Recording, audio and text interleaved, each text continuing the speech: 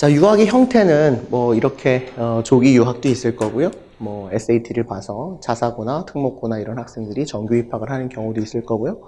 또 이제 수능을 보고 뭐 대학교를 다니다가 혹은 이제 재수를 하다가 패스웨이라는 프로그램으로 미국의 어학원이나 이런 데서 1년 정도 어학연수를 하고 대학으로 바로 입학하는 프로그램도 있다 그러고, 또 이제 커뮤니티 칼리지, 우리나라만 하면 전문대학을 가서 전문대를 졸업하고 편입을 4년제로 하는 뭐 요 정도의 어떤 루트가 있는 것 같아요.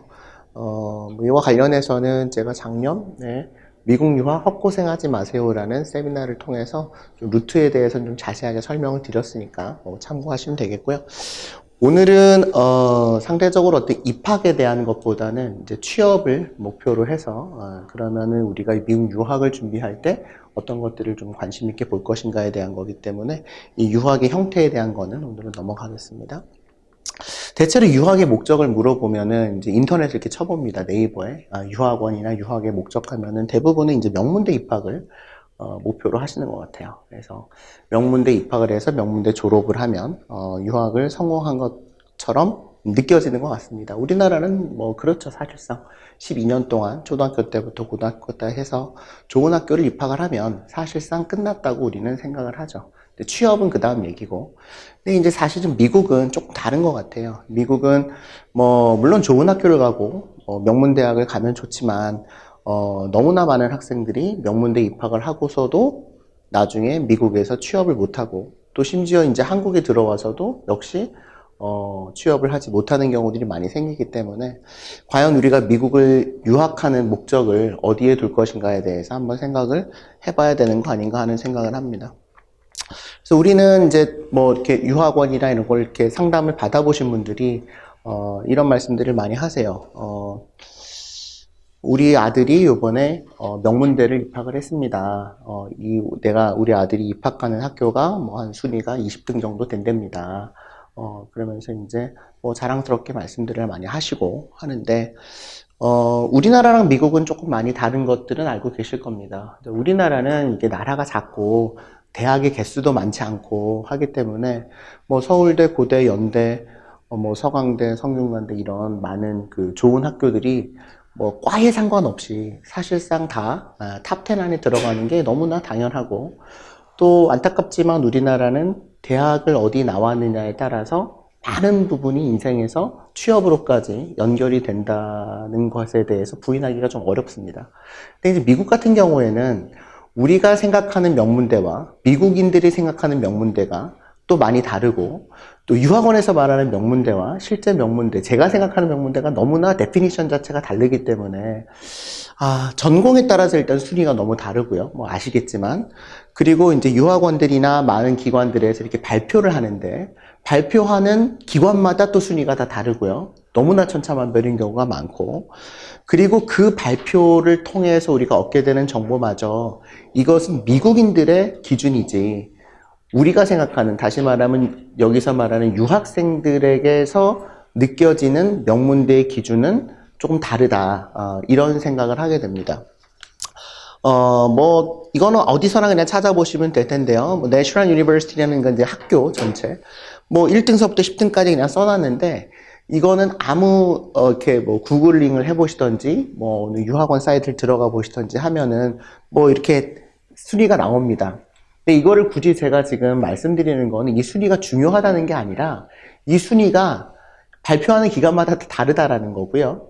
그 다음에 오른쪽에 가시면은 이제 이건 Accounting Major School이거든요. 이제 회계학과에서 좋은 학교들, 회계학과에서 좋은 학교들과 왼쪽에 대학 자체의 좋은 학교들이 별로 겹치지를 않죠. 예. 그러니까 이게 미국이라는 생각을 하셨으면 좋겠어요. 일단 미국 애들이 보는 미국의 명문대라임에도 불구하고, 뭐 이거는 너무나 많이 이제 말씀을 드려서, 뭐 엔지니어링도 마찬가지입니다. 뭐 엔지니어링도 뭐 이거는 US 뉴스라는 데서 이제 나온 자료이긴 하지만, 그나마 이게 1등서부터 한 20등까지는 비슷비슷한데요. 20등이 넘어가면 사실상 순위는 큰 의미가 없다라는 말씀을 드려도 될 것 같아요. 그래서 이제 뭐 이게 20등짜리 학교냐 50등짜리 학교냐, 우리는 왠지 그 등수에 대해서 굉장히 집착하는 경향이 좀 있는 것 같아요.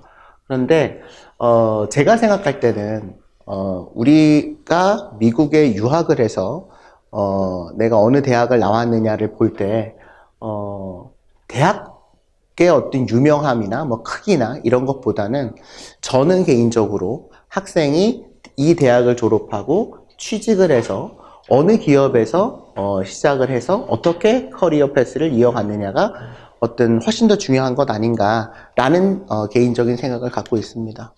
그래서 지금 이제 이렇게 US 뉴스나 뭐 어떤 유학원이나 이런 데서 보여지는 명문대라고 하는 것은 이런 여러 가지 것들을 보고 전체적으로 파악을 하는데요. 사실상 유학생들에게 적용되는 명문대는 이런 순위가 아닌 다양한 관점에서 봐야 된다. 근데 저는 오늘 어떤 관점에서 보려고 하냐면 유학생에 있어서의 명문대란 졸업 후에 취업이 가능한 학교가 저는 명문대라고 생각을 합니다. 그래서 제가 말하는 오늘의 얘기가 뭐 반대하시는 분들도 계실 거고 나는 뭐 이름이 들어본 학교를 무조건 가야 된다라고 하시는 분들도 많이 계실 텐데요. 그것도 맞는 말입니다. 그런데 취업을 목표로 한다면 우리가 흔히 말하는 명문대도 물론 좋고 물론 가면 너무나 좋죠. 근데 사실상 이렇게 명문대를 가기도 힘들지만 그래도 우리가 들어본 주립대 큰 데들을 자꾸만 선호하는 경향이 굉장히 많거든요. 왜냐하면 순위가 거긴 높기 때문에. 무슨 주립대, 이제 그 지역마다 큰 주립대들이 있잖아요. 그 학교들이 나쁘다는 것이 아니라 순위 면에서나 또는 어떤 규모 면에서나 뭐 학생 비율이나 뭐 교수냐 뭐 돈이나 이런 거에 봤을 때는 굉장히 좋은 학교들임에도 불구하고 실제로 그렇게 큰 지방에 있는 대학들을 졸업한 대학생들, 특히 유학생들이 거의 취업을 못하는 경우를 너무 많이 봤기 때문에 과연 우리가 들어본 학교, 큰 학교를 가는 것이 바람직한 것인가? 아니면 아예 처음에 입학을 할 때서부터 졸업 후 취업을 목표로 해서 우리가 들어보진 못했지만 조금은 뭐 큰 대학은 아니지만 그렇게 취업에 더 적합화되어져 있는 학교를 선택하는 것이 맞는 것인가에 대해서 한번 고민해보는 시간을 가졌으면 좋겠습니다. 자, 우리가 이제 취업을 할 때 이거는 이제 미국의 미국인들이 생각하는 employer가 취업을 할 때 어떤 것들을 많이 보는지 그 employee를 뽑을 때 뭐 이것도 여러 가지 자료가 있겠지만 그래도 이제 인용을 해보면 relatively 가장 많이 보는 게 인턴십하고 재학 기간 중에 근무 경력이에요. 그러니까 이게 우리나라랑은 조금 다르죠. 우리나라는 회사에서 신입 직원을 뽑을 때 가장 먼저 뭐를 볼까요? 대체로 대학을 보겠죠. 네, 대학을 봅니다. 그리고 전공을 볼 거고요. 네, 그리고 뭐 성적 같은 거 볼 거고, 뭐 우리나라는 외모도 볼 거고, 뭐 그런 것들을 많이 볼 텐데, 미국에서 가장 임플로이어들이 중요하게 보는 것이 인턴십과 재학기간 근무 경력이고, 전공 자원봉사, 상대적으로 출신 학교는 굉장히 낮은 편입니다. 취업 사이드에서 보자면 그렇다는 얘기고요.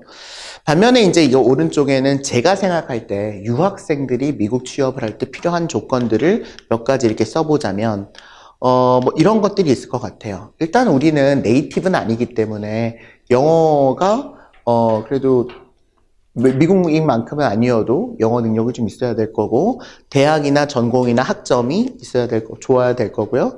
레주메나 인터뷰 준비가 잘 되어 있어야 될 거고 네트워크 인맥 같은 게 자격증 경력 이 중에서 가장 중요하지 않은 것 하나를 골라라.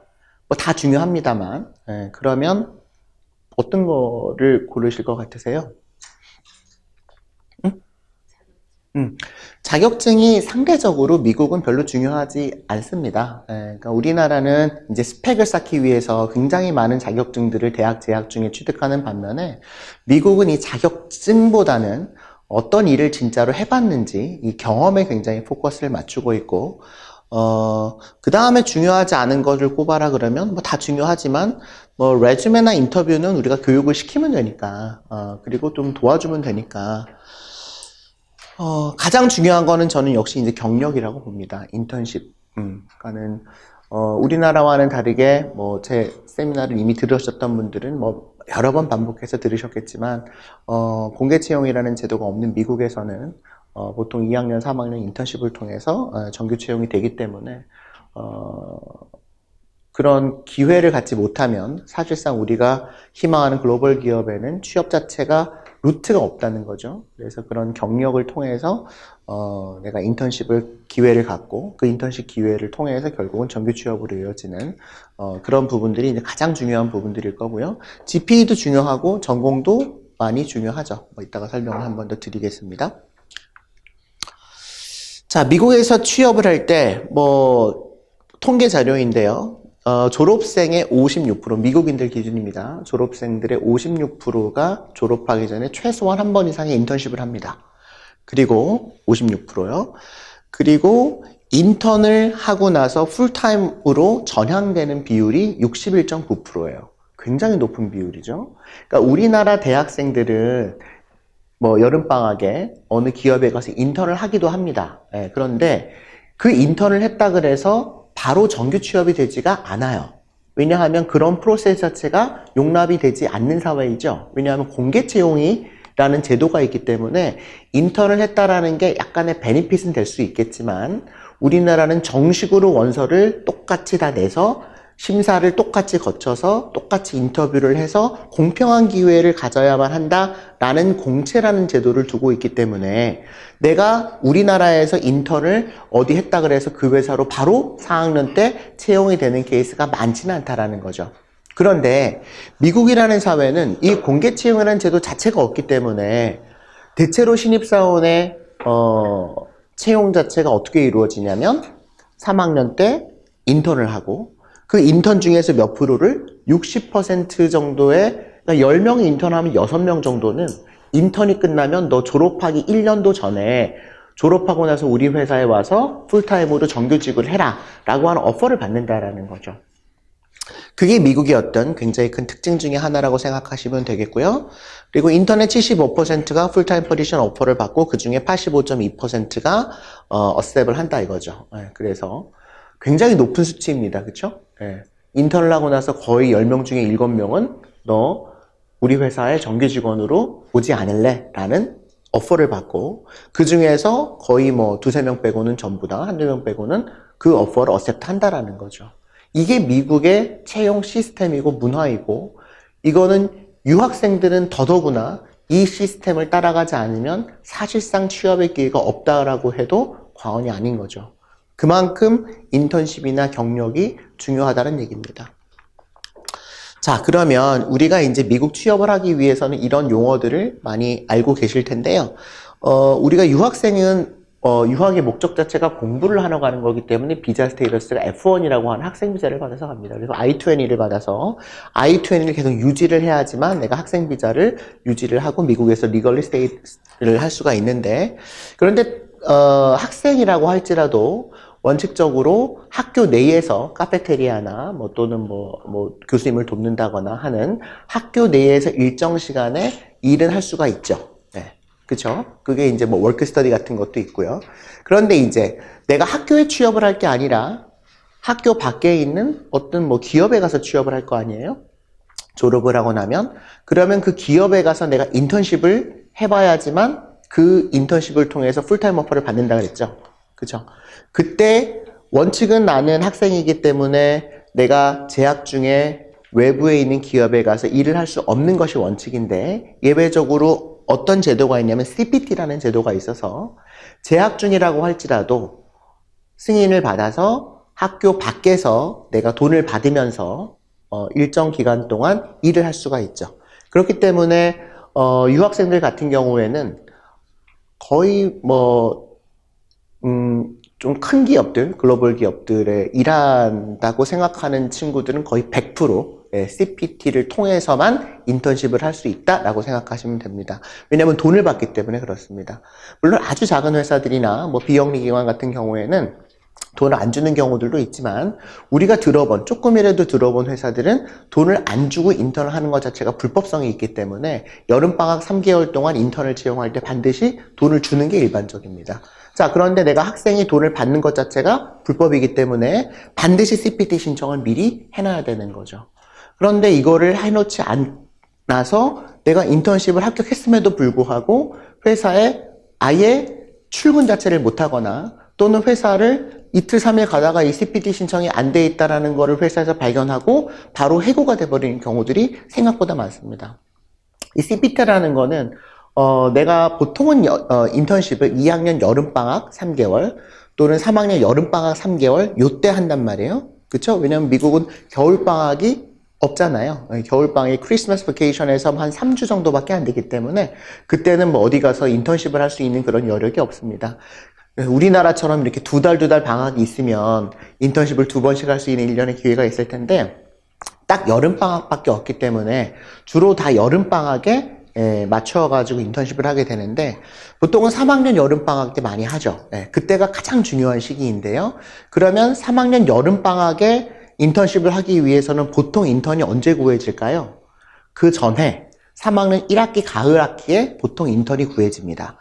그래서 3학년 1학기가 딱 되면 많은 대학들로 미국의 기업들이 찾아와요. 직접 캠퍼스 리크루터들이 찾아와서 좋은 학생을 미리 인터뷰를 해서 내년 여름에 우리 회사에서 인턴을 시키려고 인턴을 뽑는 리크루팅을 진행을 합니다. 잡페어를 하고 인턴을 이제 뽑는 OCR, On-Campus Recruiting을 진행을 하죠. 그 OCR을 통해서 많은 3학년 1학기 학생들이 지원을 하고 그 결과가 3학년 1학기 끝나기 전에 다 결과가 나오죠. 그리고 한 학기가 지나고 3학년 2학기가 끝나면 여름방학 3개월 동안 인턴십을 하게 되는데 따라서 CPT는 언제 보통 신청을 해야 되냐면요 3학년 2학기가 시작되면 바로 신청을 해야 됩니다. 이게 어떤 학교는 2주 만에 나오는 학교도 있지만 어떤 학교는 2달 걸리는 학교도 있고요. 학교마다 이 CPT policy가 다 다르거든요. 어떤 학교는 또 돈을 내야 되고 약간 여름학기 같은 개념이라고 생각하시면 돼요. 그래서 이거를 인정받지 승인받지 못하고 있으면, 이게 급하게 안 되거든요. 그리고 듀데이시 항상 있습니다. 학교마다. CPT 신청을 하려면은 뭐 4월, 보통은 4월이거든요. 4월 며칠까지 미리 신청을 해라. 그렇지 않으면 내가 어느 회사에서 우리 여름방학에 와서 인턴을 하라고 오퍼를 줬음에도 불구하고 내가 못 가게 돼버리는 경우들이 많이 발생을 합니다. 그래서 이 CPT라는 게 있고요. 그 다음에 이제 졸업을 하고 나면은 Optional Practical Training이라고 해서 1년 내지 3년 동안 내가 학생 비자이지만 내가 일을 할 수 있는 신분을 얻게 되는 거죠. 그래서 돈을 받습니다. 제대로 연봉을 받으면서 또 일을 하게 되는데 1년 5월 3년이라고 되어 있는데 그 차이는 아시죠? 그죠? 1년은 보통 웬만한 전공들은 대부분 다 1년이고요. 그리고 STEM 전공이라고 하는 뭐 사이언스나 뭐 이공계 주로 우리가 말하는 그런 전공들은 2년을 더 연장해서 3년까지 OPT로서 일을 할 수가 있죠. 그러니까 유학생들에게 인턴을 할 수 있는 기회라는 것은 CPT라고 보시면 되겠고요. 그 다음에 정규 취업을 할 수 있는 기회라고 하는 것은 OPT. 요 두 번의 기회밖에 없다라고 생각하시면 됩니다. 그리고 나서 이제 OPT 하는 기간 동안에 우리가 받게 되는 비자, 내 스테이터스가 달라지는 거죠. 내가 학생이었다가 내가 취업자로서 바뀌어지는 게 H1B라고 하는 비자입니다. 그게 우리가 이제 흔히 말하는 취업 비자이고요. 취업 비자를 받고 그 다음에 뭐 영주권을 받는 경우도 있고, 뭐 취업 비자를 받기 전에 또 영주권을 받아도 상관은 없습니다. 뭐 취업 비자를 꼭 받아야지만 그 다음 영주권으로 넘어가는 건 아니고요. 그렇지만 이제 그 보통은 일반적으로 기업에서는 취업 비자를 해주고 그 다음에 몇 년 있다가 영주권에 수속이 들어가는 게 일반적이고요.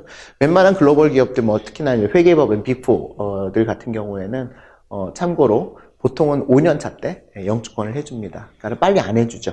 다 부려먹고 다 써먹고 H1이 6년이기 때문에 5년 차 때 보통 영주권이 들어가죠. 자, 이 프로세스는 너무나 잘 아실 거예요. 그리고 유학생들이라면은 반드시 기억하셔야 될 프로세스인데, 이제 이슈는 뭐냐면, 뭐 영주권은 오늘 말씀드리고 이제 영주권을 뭐 한국에서 진행하는 경우도 있고 미국에서 진행하는 경우도 있는데, 뭐 작년 하반기서부터 이제 투자 이민이 벌써 이제 90만 불로 금액이 올라갔고, 또 비숙련 같은 경우에 한국에서 지금 진행 자체는 불가능하고 거의 어렵고, 그래서 뭐 미국에서 또 취업 이민이나 뭐 또 영주권을 진행하시는 분들이 계시는데, 그거는 뭐 오늘 제가 설명드릴 수 있는 부분은 아닌 것 같고요. 반면에 이제 H1B라는 걸 우리가 받게 되는데요. 유학생들, 뭐 저를 포함해서 저도 로스쿨 졸업하고 미국에서 법무법인에서 일할 때 역시 H1B를 받고 일을 하는 거고, 뭐 의사도 마찬가지고 교수도 마찬가지입니다. 다만 이제 H1이 투 캐테고리로 나눠서 하나는 영리가 있고 하나는 비영리가 있어요. 그러니까는 이제 뭐 학교나 이런 데는 보통 비영리가 많기 때문에 그런 비영리 H1B 취업 비자는 그 쿼터의 제약을 받지 않고 시기의 제약을 받지 않거든요. 그래서 아무 때나 뭐 신청할 수가 있고, 또 85,000개 캡의 영향을 받지 않는 그 비영리 캡이 있고, 대부분 이제 영리 기업으로 가겠죠. 우리가 들어본 어떤 프로핏 컴퍼니들. 그럼 이제 H1B를 받아야 하는데요. 뭐 아시겠지만 H1B는 외국인들에게 허용하는 미국에서의 취업 비자인데요. 1년에 캡이 정해져 있죠. 개수가 정해져 있습니다. 총 85,000개고 65,000개는 학사학위자 이상들 또는 경력 6년 이상, 뭐 전문대만 졸업했거나 고등학교만 졸업했어도 경력 6년 이상 있으면 학사학위자로 준한다고 봐서 전문가로서 인정을 받을 수 있는 가능성이 있기 때문에 H1B의 자격이 되어지고요. 반면에 이제 석박사, 미국에서 석사나 박사를 한 친구들은 따로 2만 개의 캡을 갖고 있습니다. 그래서 신청이 들어가서 먼저 2만 개의 어떤 추첨을 먼저 하고, 혹시 거기서 추첨해서 떨어지면 학사학위자들 65,000개와 다시 한번 추첨을 해서 두 번의 기회를 갖는 것이 일반적이죠. 그러니까 85,000개밖에 이게 개수가 안 되기 때문에 보통은 이제 작년, 재작년 다들 20만 개가 넘게 신청을 하거든요. 그러니까는 경쟁률이 3대1, 뭐 4대1 이렇게 되잖아요.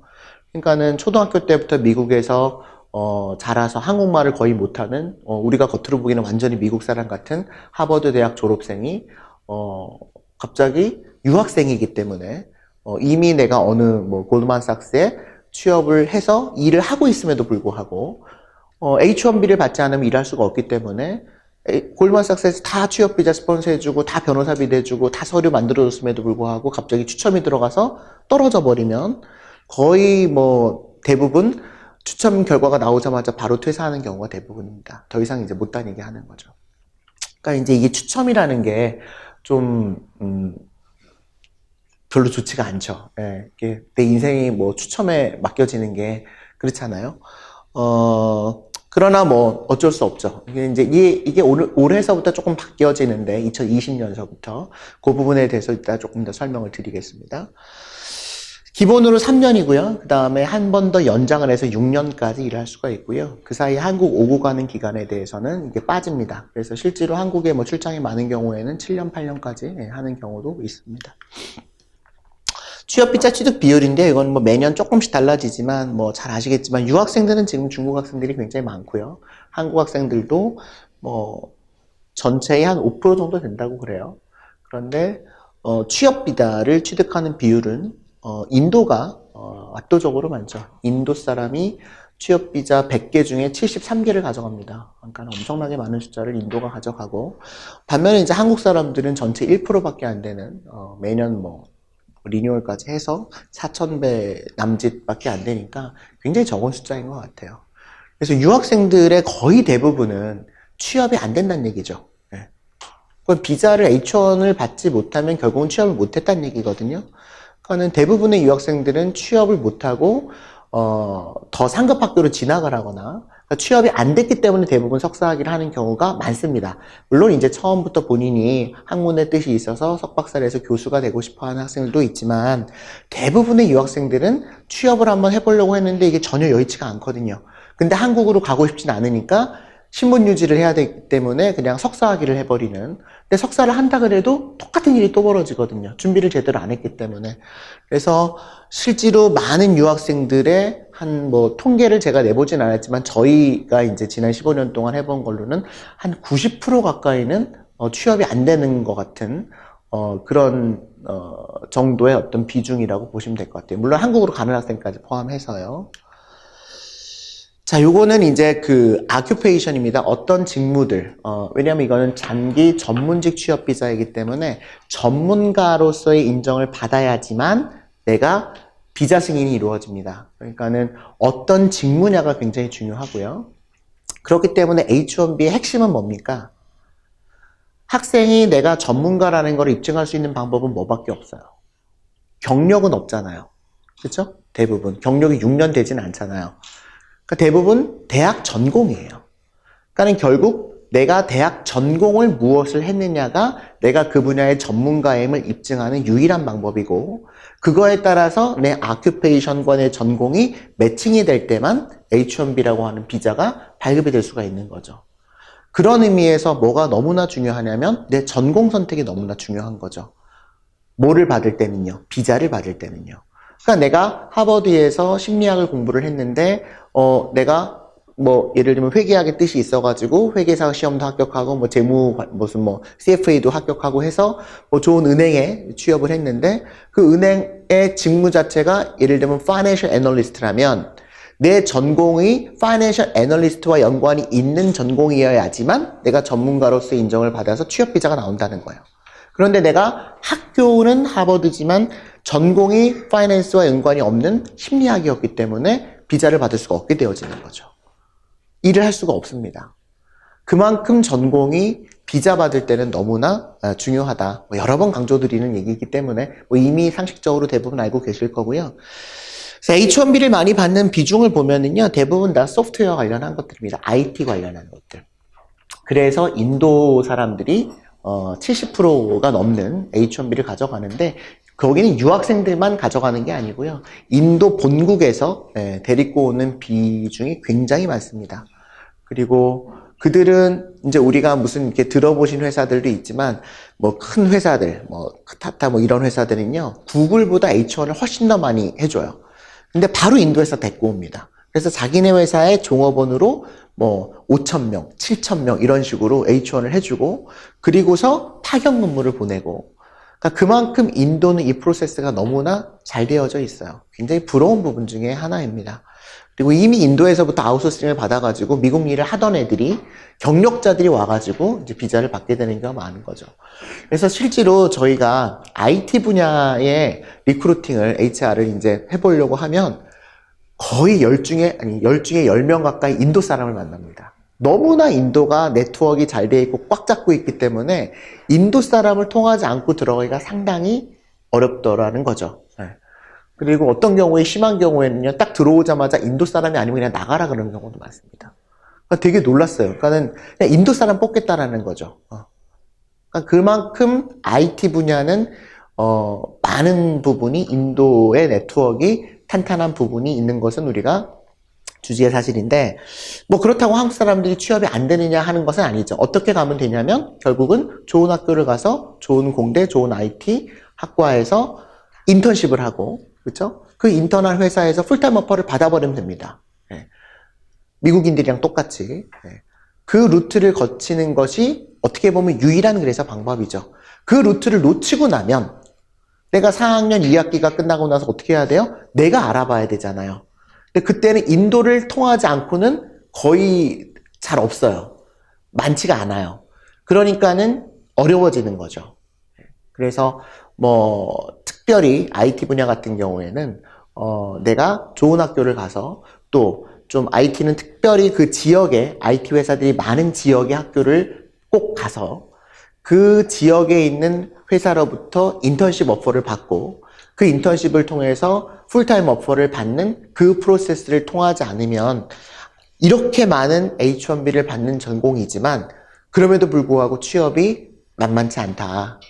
그래서 IT 전공, 소위 말하는 우리가 이제 컴퓨터 사이언스를 많이 하려고 하시는데 아주 좋은 전공이고 또 앞으로 전망도 있는 전공이지만 취업을 위해서 무조건 취업이 되는 것이 아니다. 이렇게 뭐 자리가 많다 해서 취업이 될 것 같지만 실제로 그 프로세스를 놓쳐버리면 취업이 안 되는 경우가 아주 많습니다. 아주 명문대 학생들. 저희가 지금 이제 뭐 저희 쪽으로 연락 오는 학생들이 되게 명문대 학생들이 많아요. 근데 그 학생들이 그 루트를 못 잡았던 거죠. 여러 가지 이유로. 3학년 1학기 때 다 준비가 돼서 3학년 1학기 때 오는 학교에 회사와 인턴십을 들어가고 여름방학 때 인턴십을 해서 풀타임 학부 받았어야 되는데 이따가도 말씀을 드리겠지만 최근에 동향 자체가 외국인들에게 인턴의 기회조차 주려고 하지 않는 게 대다수의 회사들의 어떤 약간 그런 분위기예요. 그러니까는 예전에는요, 좋은 학교를 가면, 뭐, 좋은 학교의 학생들은 외국인이든, 뭐, 미국인이든 상관없이 워낙에 훌륭한 학생들이기 때문에, 공평하게 미국 회사들이 와서 전부 다 인턴십 프로세스를 진행을 했습니다. 그래서 우리는 좋은 학교를 가는 게 굉장히 중요했어요. 왜? 좋은 학교를 가야 좋은 회사가 와서 우리를 뽑아주니까. 그런데 점점 이게 특히나 이제 트럼프가 대통령이 되면서부터 워낙에 유학생들, 외국인들에 대한 어떤 그런 것들을 강화하다 보니까 많은 미국 기업들에서 정규 직원 말고요.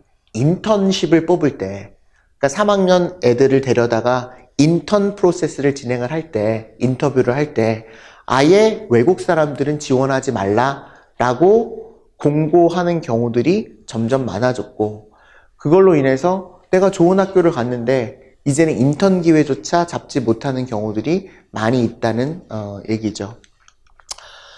자, 그래서 아까 말씀을 드렸듯이 우리가 이제 인턴을 하려면 결국은 CPT를 진행을 해야 되고, 그리고 OPT라는 것은 졸업하고 나서 보통은 90일 안에 회사가 결정이 돼야 됩니다.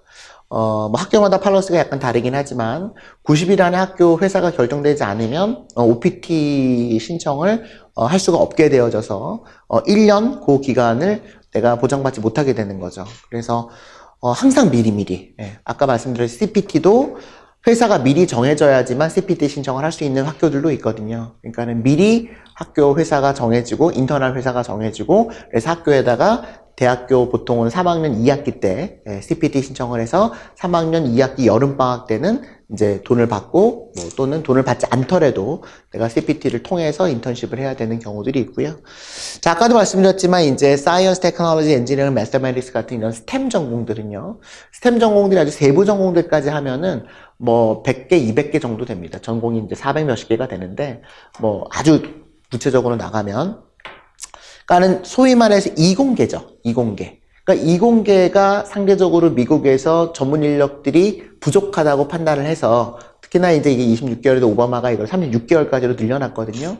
그래서 3년까지 내가 신분에 걱정 없이 돈을 받으면서 일을 할 수 있으니까 자, 이론적으로 아까 H1B는 1년에 한 번 신청을 할 수가 있거든요. 지금 4월 첫째 주에만 서류를 받습니다. H1B라고 하는 것은 취업비자는요.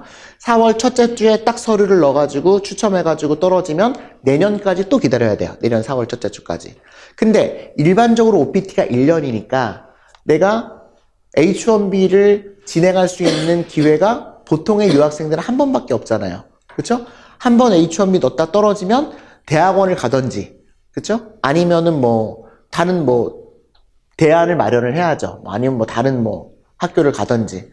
근데 이제 스템 전공 학생들은 OPT를 1년이 아니라 2년을 더 연장해서 3년을 할 수 있으니까, 혹시 OPT 1년차 때 H1B가 추첨을 해서 떨어졌으면, 또 2년차 때 또 한 번 할 수 있고, 3년차 때 또 한 번 할 수가 있는 거죠. 그러니까 3번의 기회를 가질 수가 있어서, 상대적으로 이제 스템 전공을 하라고 많이 말씀을 드리고, 저도 할 수 있으면, 전공을 스템 전공을 하는 것이 좋다라고 뭐 지난 세미나에서도 강조를 드렸고 특별히 이제 문과대생들 뭐 이제 저처럼 수학에 자신이 없고 뭐 화학 기후 나오면은 그냥 너무나 싫어하는 문과생들 같은 경우에도 스템 전공을 할 수 있는 전공들이 있다 해서 이제 그와 관련해서도 한 20가지 전공들을 제가 지난 세미나에 말씀을 드렸으니까는요 혹시 한번 찾아보시면 아 문과대생들이 이러이런 전공들을 스템으로 할 수가 있겠구나. 자, 그런데 여기서 우리가 하나 조심하실 것은 자, 그래서 유학원들을 포함해서 갑자기 다 스템을 하라고 이제 막 홍보를 합니다. 네, 스템 전공을 해라. 근데요, 막상 실제로 미국에서 스템 전공한 학생들을 만나보면 3년 OPT를 받는 학생들이 의외로 별로 없어요. 의외로. 1년은 받습니다. 뭐 물론 1년도 못 받는 학생들이 너무나 많아요. 아예 취업 자체를 못하는 거죠. 아예 취업 자체를 못하고 그냥 졸업하자마자 한국으로 와버리거나 아니면 그냥 바로 대학원을 가거나 거의 그런 학생들이 절반 이상이고요. 절반도 훨씬 넘을 겁니다. 간신히 어떻게 1년 OPT를 받았어요. 그래서 회사에 가서 뭐 많은 연봉을 받던 적은 연봉을 받던 어쨌든 일을 했는데 원래 스템은 2년을 더 가야 되잖아요. 그래서 3년까지 받을 수가 있잖아요. 근데 대부분의 OPT 스템 전공의 3년을 받으시는 학생들이 1년으로 끝나는 경우가 많습니다. 그래서 왜 그럴까? 라고 보면 무조건 스템을 했다라고 해서 OPT가 3년이 나오는 것이 아니라 뭐가 있냐면 1년을 하고 2년을 연장하려면은요, 그냥 간단히 설명을 드리면, 회사에서 E-Verify라고 하는 것을 해줘야 돼요. 뭐, 자세하게 아실 필요까지는 없지만, E-Verify라고 하는 절차를 회사에서 번거롭지만, 한번 학생을 위해서 진행을 해줘야 됩니다. 그래서, 뭐, 학생의 학과 코드랑, 그 다음에 내가 어떤 직무랑 이런 것들이 매칭이 되고, 회사에서 이 학생을 이제 고용한다, 이런 거를 통해서 이제 2년 연장을 이제 해달라라고 해주면 되는데, 이게 간단할 것 같은데요. 그러니까 잘 모르는 사람은 야 내가 그 회사에서 1년이나 일을 했고 일을 잘했고 요번에 H1도 들어갔는데 마침 떨어졌네. 그래서 내년에 H1 넣어준다고 그랬어. 그러니까 내년에 H1 할 때까지 또 1년 연장해가지고 당연히 일을 하면은 좋지 않겠냐. 너무나 상식적인 얘기인데 이 베리파이가 생각보다 복잡해요. 그러니까는 뭐를 해야 되냐면 전 종업원들을 전부 다 쉽게 말하면 이민국 사이트에다 등록을 해놔야 됩니다. 전 종업원들. 그러면 종업원이 1000명 있으면 1000명의 종업원들을 전부 다 입력을 시켜야 돼요. 그리고 얘가 퇴사하고 나가고 퇴사하고 오는 종업원들 계속 바꿔줘야 됩니다. 그러니까 이게 굉장히 귀찮은 작업이에요. 그러니까 뭐 한 10명 있으면 어떻게 부탁을 해볼 수가 있어요. 조그만 회사니까. 그런데 이게 50명, 100명 되면 사실 이건 굉장히 큰 작업이거든요. 우리가 생각할 땐 별거 아니지만 회사의 대표 입장에서는 일단 내 정보가 이민국에 들어가는 것 자체를 별로 안 좋아하는 게 일반적이고 근데 이거를 전부 다 세세하게 해서 이민국 사이트에 전부 다 넣으라고? 뭐 하려고? 얘 이거 2년 연장해 주려고? 안 하는 경우가 많아요. 귀찮아서. 굳이 이러고 싶지 않은 거죠. 그러니까는 학생은 이거를 잘 모르고 당연히 이 정도는 해주겠지라고 했는데 막상 해달라고 하면 회사에서는 E-Verify가 뭐냐고 물어보는 회사가 대부분입니다. 잘 몰라요. 그래서 간단하면 해줄게. 왜냐면 H1B는요, 그냥 변호사가 알아서 하는 거거든요. 그 회사에서 뭐 제출해야 되는 서류가 아직은 거의 없어요. 그냥 회사의 종업원 수가 몇 명이다, 몇 명수만 듭니다.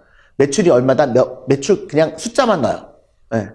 그리고 그거를 베리파이 하지 않습니다, 이민국에서. 그러니까는 그냥 우리 회사가 종업원 몇 명이고, 근데 이제 종업원이 어떤 종업원은 실제로 뭐 정식 종업원도 있지만 또 뭐 정식이 아닌 종업원을 갖고 있는 회사들도 좀 있거든요. 그래도 대충 뭉뚱그려가지고 넣고, 그 다음에 뭐 매출도 대충 넣고, 뭐 이렇게 해가지고 이제 서류를 잘 만들어가지고 제일 중요한 건 직무와 전공의 매칭이니까 그 직무가 이 학생한테 잘 맞는 전공으로 해서 이거를 진행을 했는데 회사가 H1B 할 때는 큰 부담이 사실은 없어요.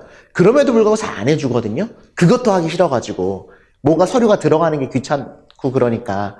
그런데 이거는 그 H1B하고는 또 다른 문제로 종업원들을 전부 다 집어넣어라 이러니까는요. 그러니까 원래 오래전부터 있었던 제도임에도 불구하고 딱 그 얘기를 듣는 순간 많은 고용주들이 나는 못 해주겠다, 미안하다라고 하는 경우들이 많습니다. 그래서 이거를 미리 유학생들이 알고 준비를 해야 돼요. 그래서 이 회사가 한 번이라도 E-Verify를 해본 회사면 간단합니다. 보통 E-Verify를 해본 회사는 계속해서 업데이트를 하고 있는데 한 번도 안 해본 회사인데 우리 회사가 종업원이 500명이야. 그러면 이 회사는 안 해줄 가능성이 거의 100%인 거죠. 그래서 미리 옮겨갈 회사를 찾아야 돼요. 내가 OPT 하는 기간 동안에는 회사를 옮길 수가 있거든요. 그래서 미리미리 옮길 준비를 해야 되는데 닥쳐가지고 하는 경우들이 많죠. 그러면 내가 당연히 연장을 2년 받을 수 있었음에도 불구하고 못 받고 그냥 이제 다시 뭐 대학원을 가든지 아니면 한국으로 돌아오든지 이래야 되는 경우들이 많기 때문에 스템 전공을 했다 그래서 내가 무조건 OPT 3년을 받을 수 있는 게 절대 아니다. 그리고 전공에 따라서 굉장히 그 편차도 심하고요. 그래서 이런 것들을 기본적으로 잘 알고 그렇지만 저는 스템 전공을 하는 것에 대해서는 찬성하는 편이고요. 그리고 좀 어렵긴 하지만 스템 전공이라고 해도 강조드리고 싶은 것은 미국인들이 취업이 잘 되는 전공과 유학생들이 취업이 잘 되는 전공은 달라요. 그러니까 우리가 구글에서 쳐봅니다. 미국에서 취업이 잘 되는 엔지니어링 하면은 뭐 화학공학, 무슨 공학, 뭐 메디칼, 바이오 메디칼 막 이런 것들 나오거든요. 취업이 안 되는 전공들이에요. 유학생들은. 유학생들이 취업이 잘 되는 전공은요. 그러니까는 유학생들에게는 어떤 기회가 한 번 더 있어야 되냐면 미국 애들은요.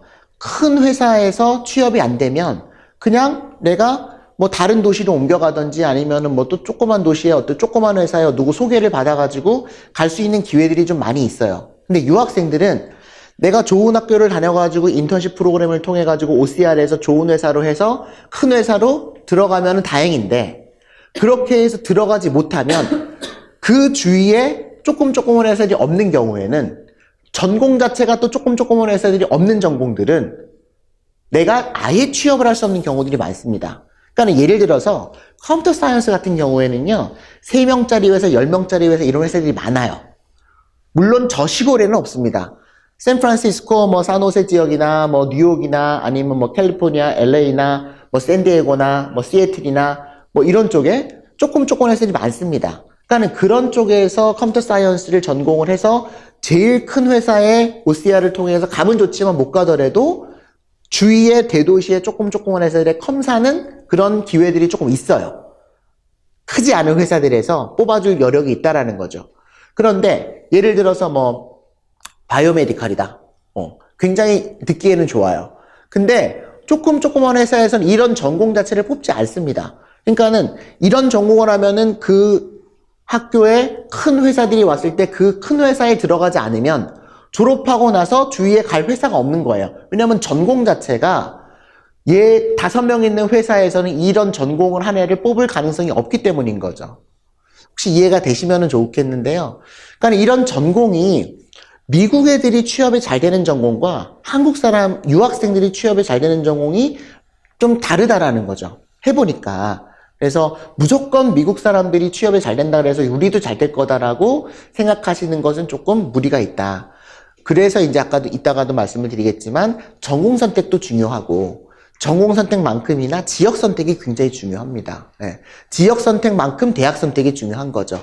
그래서 이 세 가지를 반드시 다 고려를 해야 되는데 우리는 아까 처음에 봤듯이 대학을 선택할 때 대부분 숫자를 놓고 몇 등 대학이다라는 거를 우리가 자꾸만 눈여겨서 보려고 하시는데 저는 그거에 대해서 반대의 입장을 가지고 있습니다. 자, 그래서 뭐 이건 같은 얘기입니다. 그래서 STEM 전공이라고 해서 무조건 이게 그 3년을 받는 것은 아니고 뭐 이런 칼럼들이 미국 내에서는 많이 뭐 저도 쓴 적이 있고 그리고 이제 STEM 전공이 그쵸 뭐 STEM OPT 직장을 찾고 있는 E-Verify 등록돼 있냐 물으면 회사는 전부 다 그게 뭐냐고 물어봐요. 해본 적이 없습니다. 대부분은. 그래서 보통 일반 OPT는 90일 안에, STEM OPT는 총 150일 안에 일자리를 찾고 E-Verify 해야 되는데요. 안 되는 경우들이 굉장히 많다. 그래서 뭐 기본적인 내용들이니까 꼭 알고 계셨으면 좋겠습니다. 자, 그 다음에 이제 올해서부터 바뀌는 겁니다. 아까도 말씀드렸듯이 CPT 신청 미리미리 해놔야 된다. 설명드렸죠. 그래서 인턴십을 찾는 것도 중요하지만, 내가 인턴십을 합격했다 그래가지고 무조건 내가 그 회사에 갈 수 있는 것이 아니라는 거죠. 왜? 미국 회사에서는 너 유학생이냐 영주권자냐를 처음에 뽑을 때 안 물어보는 경우가 많아요. 그래서 별말이 없이 그냥 다 영주권자인지 알고 인턴십을 뽑는 경우들이 꽤 있거든요. 그런데 나중에 들어가려 보니까 얘가 소셜 넘버도 없고 학교에다가 CPT 신청을 안 해놓은 거예요. 그럼 회사는 얘를 출입하게 할 수가 없습니다. 회사에. 문도 들어오게 할 수가 없어요. 그리고 이미 그때 5월 말 정도가 되면 학교에서 CPT 신청을 더 이상 받지 않습니다. 그러면 얘는 너무나 어렵게 준비를 해서 좋은 회사의 인턴십 기회를 잡았는데 아예 회사에 문도 열어보지 못하고 그냥 여름방학을 날려버리는 경우가 있습니다. 네, 작년에도 제가 몇 명을 경험을 했고 급하게 연락이 와요. 아빠한테, 엄마한테. 우리 딸이 뭐 컬럼비아에서 지금 요번에 어디를 갔는데 인턴을 잡았는데 일주일 만에 잘렸어. 갑자기 해고가 됐어. 왜요? 뭐 CPT 이런 거 신청 안 해놨다는데? 어떻게 해요? 이제 신청이 안 됩니다. 어떻게 할 수가 없어요. 그러니까 미리미리 해놔야 된다. 자, OPT도 1년, 3년 알고 있어야 된다. 스템이라 그래서 무조건 3년이 나오는 것은 아니기 때문에 미리 준비해야 된다. 그 다음에 뭐예요? H1B잖아요. 네. 자, H1B가 지금까지는요, 일단은 4월 첫째 주에 서류를 넣는데, 회사에서 변호사를 고용을 해서, 뭐, 회사가 직접 하는 경우도 있겠지만 대부분 다 변호사를 고용을 하죠. 변호사가 레터를 씁니다. 얘가 왜 전문가인지, 얘가 전공을 뭐를 했고, 이래서 전문가다. 그리고 왜 이 회사의 이 직무에 이런 전문가가 필요한지, 그리고 얘가 왜 적합한 애인지, 학생인지를 레터를 써요. 보통 뭐 한 장도 쓰고 세 장도 쓰고 그 레터를 잘 쓰는 게 되게 중요하죠. 어쨌든 그 레터를 써서 패키지를 다 만듭니다. 그래서 우리 회사에서는 이 학생을 우리 이번 연도에 H1B로 신청을 하고 싶습니다라고 이민국에 퍼티션을 하는 거죠. 신청을 합니다. 그리고 서류 뭉치가 다 가요. 4월 첫째 주에 이민국에. 그리고 그 서류 뭉치를 뜯어보지 않은 상태에서 일단 추첨을 했습니다. 그리고 추첨이 떨어지면 서류가 다 반납이 되고 추첨이 된 친구들만 봉투를 열어가지고 심사의 단계로 갔습니다. 지금까지는. 그러니까 이제 뭐가 문제냐면 회사들이 얘가 아직 추첨이 될지 안 될지도 모르는 아이인데 지원자인데 변호사비를 일단 다 내야 되잖아요. 그리고 변호사비는 보통 환불이 안 되거든요. 일단 변호사는 다 자기가 할 일을 했으니까. 그리고 물론 이민국에다 내는 돈은 다 체크가 돌아오기 때문에 다시 이제 리펀드가 되지만 그러니까는 이제 전부 다 서류가 갔다가 전부 다 다시 서류가 오고 이런 굉장히 복잡한 단계를 지금까지 거쳤습니다. 물론 변호사들은 일을 하고 어떤 많은 변호사들은 떨어졌으면 좋겠다라고 하는 변호사들도 좀 있었을 거예요. 왜냐면 내가 돈은 다 받았는데 이제 서류가 봉투가 열리면 그 다음에 심사가 들어가거든요.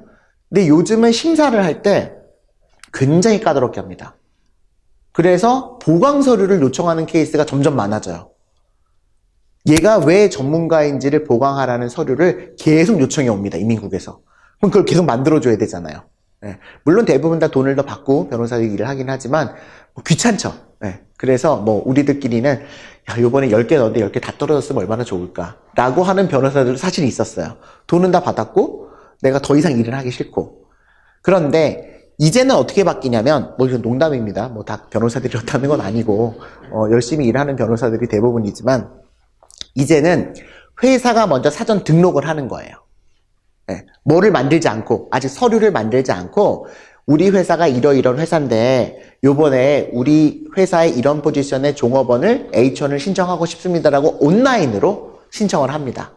그리고 온라인으로 신청을 받은 다음에 이민국에서 아직 서류는 하나도 받지 않은 상태에서 먼저 추첨을 하고 거기서 추첨이 된 사람들에 한해서 90일 안에 이제 서류를 내라 라고 올해부터 바뀝니다. 좋아지는 거죠. 과연 그럴까요? 일단은 변호사비가 안 들어가니까, 왜냐면 이거는 비하인드, 뭐 이렇게 오프 더 레코드로 얘기하는 거지만 많은 한국 유학생들은 변호사비나 그 이민국에 내는 비용을 본인이 부담하는 경우가 많거든요.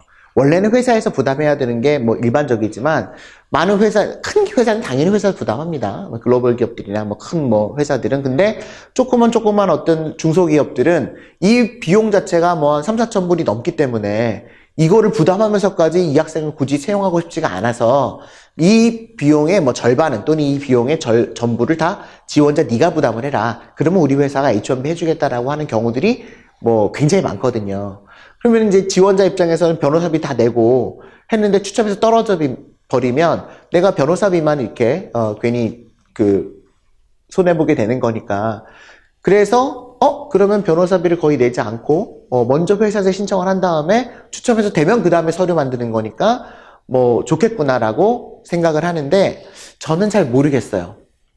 만약에 이 온라인으로 회사가 신청을 하는 것이 그냥 단순한 정보만 입력하는 거면은 괜찮은데 만약에 OPT에 2년 연장하는 E-Verify처럼 니네 회사의 종업원 전부 다 집어넣어 라고 해버리면 아예 이제는 H1 자체도 안 해주려고 하는 경우들이 엄청나게 많이 생길 거라는 거죠. 저희 회사도 회사가 크진 않지만 뭐 회사가 이제 저희 법무법인도 있고 회계법인도 있고 저희 뭐 교육하는 기관도 있고 또 HR 회사도 있고 하기 때문에 뭐 매년 한두 명씩은 H1을 진행을 한단 말이에요. 저희 회사에서 유학생들도 있고 뭐 또는 한국에서 오신 분들도 있고. 그런데 전부 다 종업원을 집어넣어라 그러면 이제 부담스러운 경우들이 있을 거란 말이죠.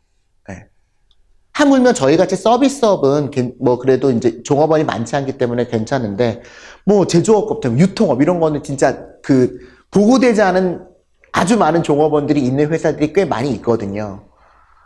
그래서 아직 어떻게 될지는 모릅니다. 아직 이제 뭐 사전 등록제만 이제 공시가 됐고 어떻게 이거를 신청하라고는 구체적으로는 아직 방향이 나와 있지는 않지만 일단 이렇게 바뀌는구나. 원래 작년에 바뀌려고 그랬는데 올해 이제 이거를 바꾸는 걸로 했고 뭐 어떻게 보면은 아직 유학을 진행을 하지도 않은 분들한테는 너무나 먼 나라 얘기라고 느껴지시겠지만 알고는 계시는 게 좋다라는 거죠. 예, H1이라는 게 있는데 사전 등록제로 이제 바뀌는구나. 참고하시면은 좋을 것 같습니다. 그래서 어떻게 지금 이게 바뀔지는 모르지만 바라건대 OPT 2년 연장하는 이베리파이처럼 바뀌지 않았으면 좋겠다라는 게 제 바람이고, 간단한 어떤 정보만 입력하면 됐으면은 오히려 이게 유학생들한테는 더 좋은 기회가 될 수가 있습니다. 왜냐면은 그냥 큰 부담 없이 회사가 일단 집어넣어 보고 추첨해서 되면 그때 서류를 잘 만들면 되는 거니까요. 이건 이민국에 들어가 보시면은 다 나와 있는 내용들이니까는요, 참고하시면 되겠습니다. 자, 그래서 오늘 제가 말씀드리고자 하는 것은 요 한 장인데요. 이거를 두 개로 좀 나눠 볼게요. 우리가 이제 F1 유학을 통해서 취업을 할 때 어떤 것들을 우리가 중요하게 생각할 거냐. 어떻게 나눌 수가 있을까요? 이렇게 나눌 수 있겠죠. 보이시나요? 네. 왼쪽은 뭐냐면 유학을 하기 전에 결정해야 될 것들이고요. 오른쪽은 유학을 하면서 재학 기간 동안에 우리가 준비해야 될 것들입니다. 우리는 지금까지 굉장히 오른쪽에 있는 내용들에 대해서 많이 강조를 드렸어요. 학생들이 취업이 안 되는 이유가 마치 영어를 못해서 취업이 안 되는 것처럼 말도 안 되는 얘기를 많이 해왔고, 성적만 잘 받으면 취업이 될 것처럼 거짓말을 했고, 그리고 자격증을 무조건 따라 라고 한국식 사고방식을 가졌었고, 그런 거에 대해서 많은 비판을 했죠. 그리고 저도 지난 15년 동안 많은 미국의 진짜 100개 넘는 대학을 돌아다니면서 개수로는 한 3, 40개 되지만 같은 학교를 서너 번 간 경우들 많으니까. 근데 이제 요즘은 유튜브가 생겨가지고 이제 안 돌아다닙니다. 그리고 이제 여행도 너무 많이 해가지고 이제 간 학교를 자꾸만 가는 것도 이제. 근데 이제 그때는 가서 학생들에게 계속 이쪽 얘기를 많이 했죠. 미국은 문화가 다르다. 그래서 니네들이 2학년 때 이거 해야 되고 1학년 때 이거 해야 되고 3학년 때 이거 해야지. 그래서 취업이 된다. 그리고 뭐 해야 된다 했는데, 그때마다 제가 절망했던 것 중에 하나가 뭐냐면 이미 학생들은 유학 올 때 이미 끝나버렸어요. 유학 오기 전에 이미 이게 취업이 안 되는 대로 왔어요. 이걸 너무나 많이 보고 느끼면서 야, 이건 이렇게 도와줄 수 있는 방법이 없구나. 학교를 옮겨야 되고 전공을 바꿔야 되고 그렇지 않으면 이건 안 되는데, 그러니까 속으로만 알고 있는 거죠. 아, 얘는 한국으로 가야 되거나 아니면 대학원을 다시 다른 쪽으로 가야 되는데 말은 못하지만 열심히 하라고는 하지만, 그때마다 안타까웠던 것들이 이거를 왜 이렇게 왔을까? 어떻게 왔니 물어보면 거의 10중에 9명은 유학원 통해서 왔다고 얘기를 하더라고요. 절대로 제가 유학원을 비판하거나 비난하는 것은 아닙니다. 그리고 분명히 좋은 학교를 보내고 좋은 곳을 추천해 줬을 거라고 생각을 하지만, 뭐를 고려하지 않았냐면 졸업하고 나서의 취업을 고려하지 않았던 거죠. 아마 대부분 모르셨을 거예요. 저도 몰랐었고, 실제로 이거를 학생들하고 부딪혀가지고 십몇 년을 하다 보니까 조금 이제 아는 것 같은 느낌이 드는 것이지, 사실은 저도 아직 모릅니다. 그래도 조금 자신있게 말씀드리고자 하는 것은, 유학 갈 때 왼쪽에 있는 5가지를 미리 결정을 하셔야 된다. 일단은 예산이 얼마가 있는지를 결정을 하셔야 될 거고요. 그 예산에 따라서 루트가 결정이 될 겁니다. 물론 학생의 수준, 또 학생의 어떤 성향, 학생의 미래, 전공, 이거를 고려해야 되는 것은 너무나 당연하기 때문에 무조건 취업만 된다 그래서 그쪽으로 학생들을 몬다, 이거는 말도 안 되고요. 그거를 내가 지금 얘기하고 싶지는 않고요. 지금 제가 말씀드리는 것은 이런 것들을 고려하되, 당연히 왼쪽에 있는 예산을 충분히 따져서 내가 경제적으로 넉넉하지 않는데 굳이 사립대학을 보내고 굳이 좋은 물가가 비싼 학교를 보내고 굳이 처음부터 4년제 대학을 보내고 이렇게 할 필요는 없다라는 거죠. 내 형편에 맞춰서 일단은 유학을 갈지 말지를 결정을 해서 유학을 가겠다고 결정을 했으면, 여러 가지 이유가 있겠지만, 그러면은 내 예산에 맞춰서 처음부터 이 학생을 어떻게 루트를 가져갈지를 먼저 결정을 하시되, 더더구나 중요한 것은 밑에 있는 3가지입니다. 가기 전에 결정을 해야 되겠죠. 너는 가서 한국으로 바로 들어올 거야. 왜냐하면 우리 집이 건물이 5채가 있단다. 그냥 건물 관리만 하면 돼. 아니면 우리 아빠의 회사를 그냥 물려받으면 되니까 좋은 학교에 간판만 따갖고 오면 돼. 그리고 나는 네가 미국에서 사는 게 너무 싫어. 그러니까 꼭 한국에 와서 취업이 돼야 되니까 한국에서 취업이 잘 될 것 같은 학교를 가야 돼. 즉 한국으로 올 것인지 미국에 남을 것인지를 어느 정도 결정을 하고 가셔야 돼요. 또 미국에 남는다고 하면 내가 이 학생이 물론 잘은 모르지만 또 인생은 여러 번 바뀌지만 계속 공부를 해서 교수를 하려고 하는 것인지 아니면 학부만 졸업하고 빨리 취업을 해서 미국에서 어떤 경력을 쌓고 싶은 것인지를 어느 정도 결정을 하는 게 필요해 보입니다.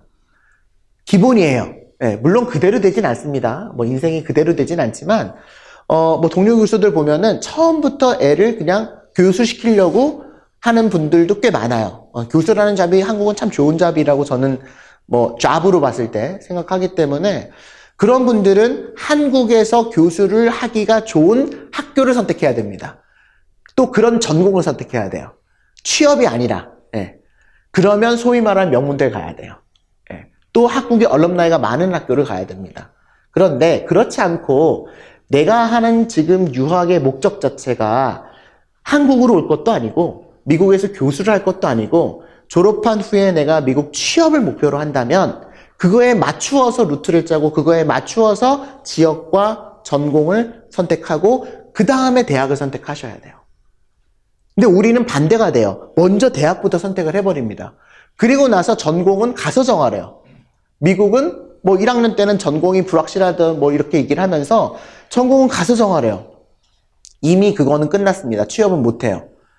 그리고 랭킹을 따져서 큰 주립대학을 보냅니다.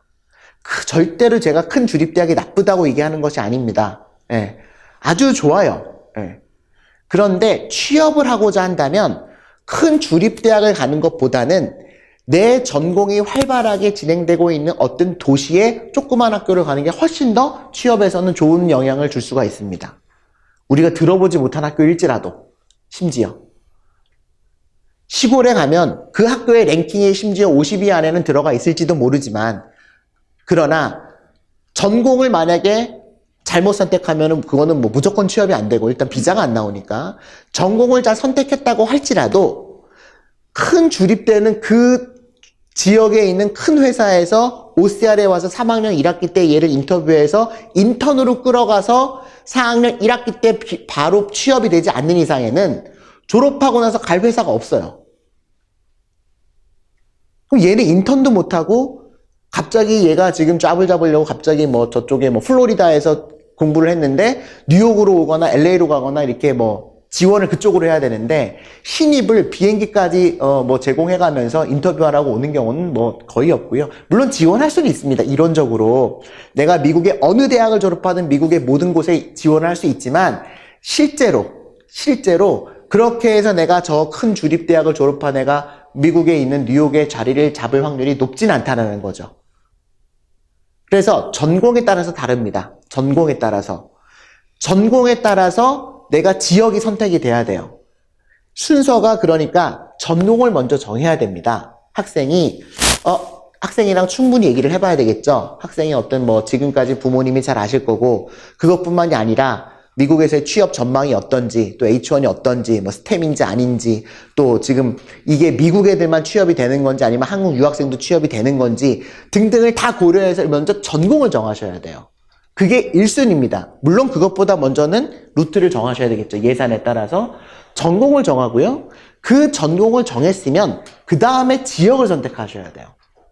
내가 컴퓨터 사이언스를 하겠다고 했어요. 컴퓨터 사이언스를 하겠다. 그러면 어디를 가야 될까요? 샌프란시스코를 가거나 산타모니카를 가거나 뭐 뉴욕보다는 시애틀이 조금 더 낫고요. 그 정도입니다. 경영학이나 경영이나 회계나 파이낸스를 하겠다. 그러면 어디를 가야 될까요? 1순위는 뉴욕입니다. 무조건. 그 다음에 LA, 시애틀은 별로예요. 오히려. 네. 근데 상당 부분 이제 그거는 유학원에서 추천하는 학교들이요. 대도시에 있는 학교들이 많지가 않은 것 같아요. 여러 가지 이유가 있을 겁니다. 대도시는 물가도 비싸다고 하고 또 한국 유학생들은 부모님의 입장에서는 또 뭐라 그럴까요? 또 한국 애들이 많은데 가서 영어도 안 쓰고 또 잘못 삐뚤어질 가능성도 있고 그리고 뉴욕이나 LA나 이런 대도시에 있는 학교를 추천을 하더라도 보통 사립대학을 추천하는 경우들이 많습니다. 이유가 있을 겁니다. 네, 이유가 있을 거예요. 유학원이니까는요. 예를 들면 뭐 회계학이다. 그러면 뭐 저는 뉴욕에 있는 버루 칼리지 이런 데 좋습니다. 4년제 대학인데요. 근데 제가 알기로는 어느 유학원도 그 학교를 추천하지 않습니다. 맨하탄에 있는 회계사의 50%가 그 학교 출신이거든요. 저도 처음 들어봤어요. 네. NYU나 컬럼비아만 알았지. 네. 물론 NYU를 갈 수 있으면 NYU 가는 게 좋아요. 네. NYU를 갈 수 있는 실력을 가진 학생을 갑자기 시립대를 보낼 필요는 없지만 페이스 대학을 가는 것보다는 버루 컬리를 가는 게 좋습니다. 근데 뭐 꼭 그렇진 않겠지만 유학원에서는 그런 대학을 잘 추천하지 않는 것 같아요. 커미션이 나오지 않습니다. 시립대이기 때문에 공식적으로 에이전트를 둘 수가 없어요. 그러면 이건 내가 리서치를 해보시면 돼요. 어느 대학을 졸업한 학생이 훨씬 더 미국에서 뉴욕에서 취업이 잘 되는가? 회계학과로. 학비는 훨씬 쌉니다. 시립대니까. 너무나 심플한데 대학 순위를 따지고 뭐 이것저것 자료를 갖고서 또 이제 말씀들을 많이 하시는 것 같아요. 굳이 4년제 대학을 꼭 가야 되느냐 처음부터 저는 그렇게 생각하지 않습니다. 예산에 따라서 커뮤니티 칼리지를 가서 4년제 대학으로 옮겨가는 거 충분히 좋습니다. 다만 가기 전에 뭐를 해야 된다? 루트를 결정하되 전공을 정하고 가라. 전공을 정하고 가라. 그러면 내가 서부로 가야 될지 동부로 가야 될지가 결정이 되어져요. 네.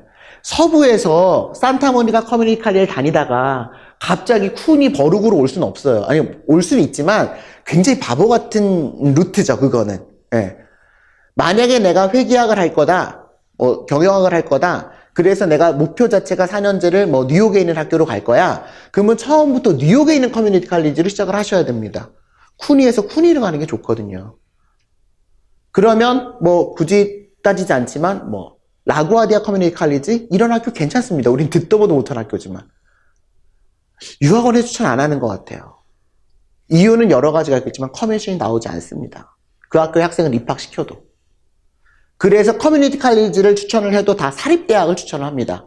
거기는 뭐 이렇게 얘기하면 제가 마치 무슨 뭐 폭로자 같지만 꼭 그렇진 않을 거예요. 그래서 그냥 참고만 하시라는 건데 보통 뭐 학비의 몇 프로를 유학원도 돈을 받아야 되잖아요. 그래야 운영을 해야 될 거 당연한 거죠. 네. 그러니까 그거는 내가 알고 있어야 돼요. 네. 그러니까 유학원이 추천해준 학교들도 다 받아보고 또 내가 조사해서 내가 추천한 학교들도 받아보고 비교를 해봐서 결정은 내가 하는 겁니다. 누구의 말만 믿지 말고 또 저의 말만 믿지 말고 제가 하는 말이 다 정답이 아니거든요. 네. 저는 취업만 보고 이게 취업이 잘 돼 이것만 좀 알지 뭐 이게 학교가 어떠고 저떠고 이거는 오히려 유학원이 더 잘할 수도 있잖아요. 또 편입이 잘 되고 안 되고 이런 것들은 이런 것들을 고려를 하셔서 유학을 시작을 하셨으면 좋겠다.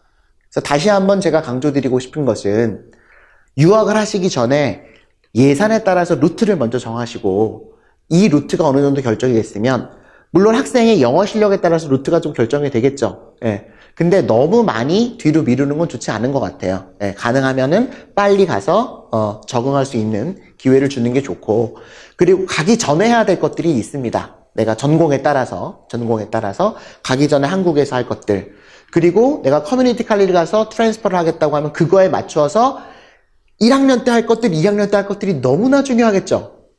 왜? 커뮤니티 칼리지 2년 다니고 편입을 해서 3학년으로 들어갈 때 취업이 언제 결정된다고요? 3학년 1학기 때 결정이 됩니다. 그러니까는 많은 UC 버클리, UCLA, UC 얼바인, UC 산타모니카 이런 데를 간 그 학생들이 왜 취업이 안 되냐면요. 얘네들이 CC를 가가지고 엄청 공부를 열심히 해요. 그래서 뭐 4.0 비슷하게 점수를 맞아가지고 딱 3학년 때 편입에 성공을 합니다. 그러면 내 인생이 끝난 거예요. 내가 할 일을 다 해버린 거죠. 내 유학의 목표는 내가 UC 버클리, UCLA 편입하는 거였는데 내가 편입이 됐어요. 그러면 그걸로 끝납니다. 근데 그때가 제일 중요한 시기인데 3학년 1학기 때 취업이 안 되면 UC 버클리 아니라 어디를 나와도 취업이 안 되는데 거의 불가능한데 이거를 1, 2학년 때 오직 학점만 주장을 하고 중점적으로 강조를 하고 그래서 편입만 시켜놓고 끝나버린 거죠. 물론 여기서 이것도 하게 하고 저것도 하게 하고 되게 어려워요. 혹시 공부해보신 분은 아시겠지만 영어가 들리지도 않는데 미국에서 대학을 다니고 있다는 것 자체가 사실은 굉장히 스트레스입니다. 우리 학생들한테. 그렇지만 뭔가 골고루 학점도 중요하지만 취업을 하려면 이것도 중요하니까 누가 도와주면 좋고요. 이것도 중요하니까 봉사활동도 뭐 일주일에 한 번, 한 달에 한 번 가서 만들어주면 좋고요. 클럽, 니네 학교에 이런 거 있으니까 거기 일주일에 한 번씩이라도 한번 갔다 와라. 이래서 이력서 만들어주면 좋고요. 별게 아니거든요. 그러니까 그런 것들을 같이 어울러 가지고 편입이 됐을 때 3학년 1학기 때 더 큰 시너지가 있는 거죠. 그게 루트고 그거를 할 때 지역을 어디로 정할지가 굉장히 중요한 겁니다. 전공에 따라서. 그래서 그것들을 좀 많이 고민을 하고 유학을 진행하셨으면 좋겠다. 그래서 제가 지난 매일같이 보는 건 아니지만 학생들을 보면 참 너무나 안타까운 경우들이 많아요. 학생은 너무 진짜 열심히 공부를 했는데 어떻게 해줄 수가 없어요. 도와줄 수 있는 방법이 없는 경우들이 10중에 대여섯 건 이상입니다. 학교를 바꾸지 않으면, 전공을 바꾸지 않으면, 지역을 바꾸지 않으면 어떻게 방법이 없다. 그래서 웬만하면 1학년 때 찾아온 학생들은 학교 바꾸라 그럽니다. 전공 바꾸라 그러고 지역 바꾸라 그래요. 그게 얘의 20년, 30년 미래를 봤을 때는 훨씬 더 낫습니다. 1년 그냥 영어 공부했다 셈 치고 그냥 얼마 좀 낭비했다 치고 경험했다 치고 그리고 제대로 뭔가 목표를 만들어가지고 그 루트대로 얘를 해주는 게 제가 볼 때 훨씬 나아요. 이제는 미국에서 대학만 졸업해서 졸업장 있다고 해가지고 뭐가 인생이 달라지는 사회가 아닙니다. 절대 아니에요. 오히려 역차별 받는 경우가 참 많아진 것 같아요, 한국에서. 그래서 우리가 역차별 받지 않으려면 유학을 가서 그 고생을 하고 반드시 미국에서 제대로 된 데 가서 취업을 해서 3년 이상의 경력을 갖고 들어와야 됩니다. 그러면 경력자로 대우받고 그렇게 취업을 하는 것이 훨씬 더 이익이다. 그러려면 전공 선택서부터 지역, 학교까지 잘 선택을 하고 그거에 맞추어서 입학 전에 할 것들, 1학년 때 할 것들, 2학년 때 할 것들, 그리고 3학년 때 할 것들까지 그래서 3학년 2학기 인턴십까지를 잘 맞췄을 때 그래도 미국의 어떤 명문대를 갔다라고 또 명문대를 통해서 취업을 했다라고 저는 얘기를 할 수 있지 않을까. 저희가 생각하는 명문대는 그겁니다. 네. 그래서 순위가 높은 대학이 아니라 학생의 전공에 맞추어서 제대로 된 지역에 있는 학교에 가서 커리어를 잘 만들고 그래서 졸업 후에 제대로 된 직장을 가질 수 있었다면 그게 유학생들에게는 명문대가 아닌가라는 생각을 합니다. 그래서 유학을 통한 미국 취업의 성공 여부는 제가 생각할 때는 유학 전에 50% 이상이 결정이 된다라고 감히 말씀을 드리겠습니다.